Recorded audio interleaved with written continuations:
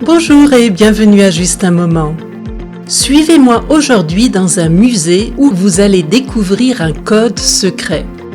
Non, ce ne sont pas les règles de grammaire du français, même si parfois elles peuvent ressembler à un code indéchiffrable.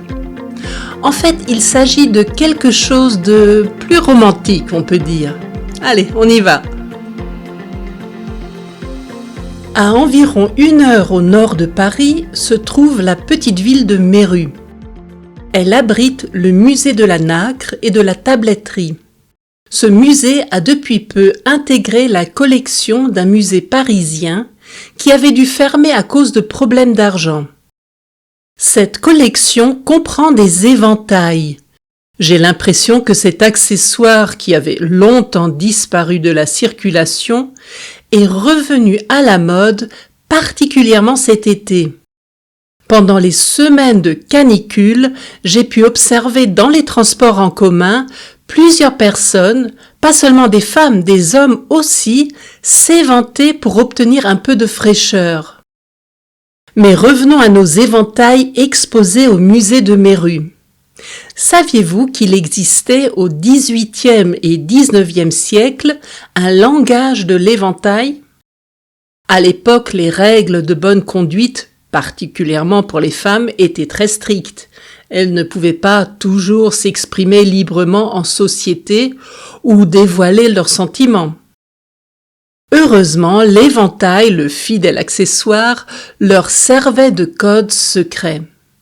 La femme pouvait envoyer discrètement un message à un monsieur selon la manière dont elle tenait son éventail. Voilà quelques exemples. Commençons par un message romantique.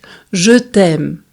Pour cette déclaration d'amour, la femme posait sa main gauche sur son cœur, tout en tenant l'éventail ouvert devant son visage, juste en dessous de ses yeux.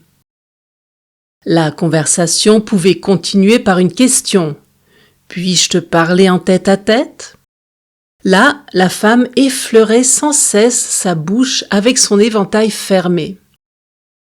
Si elle doutait de la fidélité de son compagnon, elle serrait de la main gauche son éventail fermé sur son cœur et posait ainsi la question « M'es-tu fidèle ?»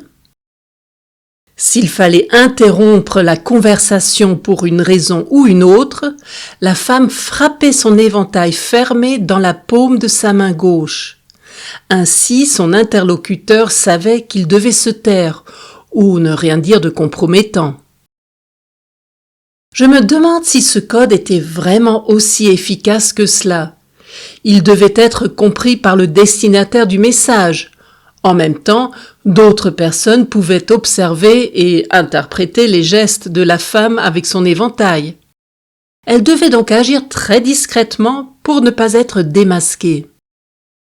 Connaissez-vous d'autres messages transmis par un éventail ?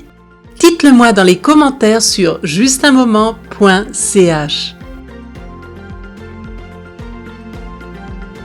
Je vais aussi frapper mon éventail fermé dans ma main gauche maintenant pour vous montrer que notre conversation est terminée.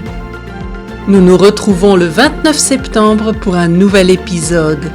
D'ici là, n'oubliez pas de me suivre sur Instagram et Facebook pour ne rater aucune nouvelle. Je vous dis à bientôt pour un autre moment ensemble.